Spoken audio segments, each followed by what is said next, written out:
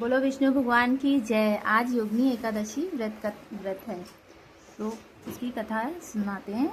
धर्मराज युधिष्ठिर ने भगवान श्री कृष्ण से कहा, हे माधव, आप कृपा करके मुझे आषाढ़ मास के कृष्ण पक्ष की एकादशी के महात्म्य, विधि विधान आदि को इसके नाम से बतलाइए। इसके आगामी पीढ़ियां इस एकादशी के बारे में शास्त्र सम्मत जानकारियां प्राप्त कर सकेंगी। भक्तवत्सल भगवान श्री कृष्ण बोले, हे राजन, आषाढ़ मास के कृष्ण पक्ष की एकादशी का नाम योगिनी एकादशी है। समस्त पापों को क्षय में करने वाली, इस लोक में सभी सुख और अंत में मोक्षदायक है। इस एकादशी का व्रत, योगिनी एकादशी व्रत करने के से देवताओं के लिए दिए गए शाप से भी मुक्ति प्राप्त हो जाती है। पुराणों में वर्णित है। इस कथा को मैं आपको सुनाता हूँ, आप इसे ध्यानपूर्वक सुनिए। स्वर्गलोक में इंद्र की अलकापुरी नामक अत्यंत है और रमणीय नगरी है।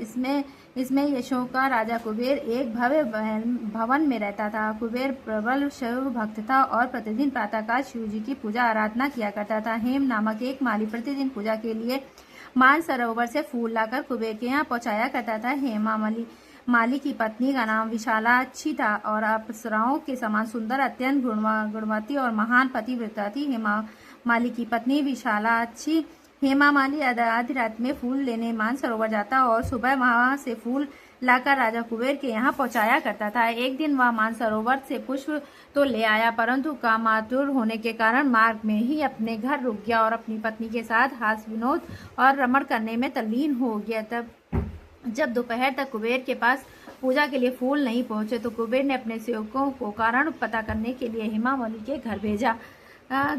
सेवकों ने राजा कुबेर को आकर बताया कि वह पापी तो काम में वशीभूत होकर अपनी स्त्री से हास्य विनोद और रमण करने में लगा है। यह सुनकर कुबेर ने क्रोधित होकर हेमावली को बुलाकर लाने की आज्ञा दी। हेमावली भय से कांपता हुआ कुबेर के सामने उपस्थित हुआ और उसे देखकर क्रोध के मारे कुबेर के नेत्र लाल हो गए और फिर कहने लगा, अरे पापी नीच कामी, तूने मेरे पूजनीय ईश्वर के भीश्वर श्री शिवजी महाराज का अनादर किया, इसलिए मैं तुझको शाप देता हूँ कि तू स्त्री का वियोग सहेगा और मृत्यु लोक में जाकर कोढ़ी होगा।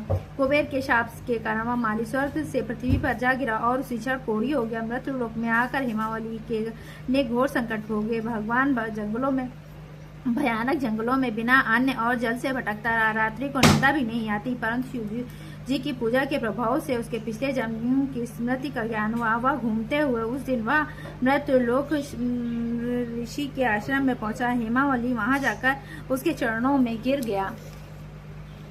उसको देखकर मार्कंडेय ऋषि बोले, तुमने कौन सी ऐसे पाप किए जिसे तू कोढ़ी होकर भगवान महान दुख भोग रहा है। हेमावली बोला, हे मुनि, कुबेर का सेवक हूँ। मैं राजा की पूजा के लिए प्रतिदिन पुष्प लाया करता था। एक दिन अपनी पत्नी के साथ विहार करते करते देर हो गई और दोपहर तक पुष्प लेकर ना पहुंचा तो उन्होंने मुझको शाप दे दिया कि तू अपनी स्त्री का वियोग सहते हुए मृत्युलोक में जाकर कोढ़ी बनकर दुख भोगेगा। इससे मैं कोढ़ी हो गया हूँ, महान कष्टों को भोग रहा हूँ। आप कोई ऐसा उपाय बताइए जिससे मेरी मुक्त हो सके। हेमावली ने यह वचन सुनकर ऋषि बोले, तूने मेरे सन्मुख सत्य वचन कहे, इसलिए मैं तेरे उद्धार के लिए व्रत बताता हूँ। यदि तू आषाढ़ मास के कृष्ण पक्ष की योगिनी नामक एकादशी का विधि पूर्वक व्रत करेगा तो तेरे समस्त कष्ट नष्ट हो जाएंगे।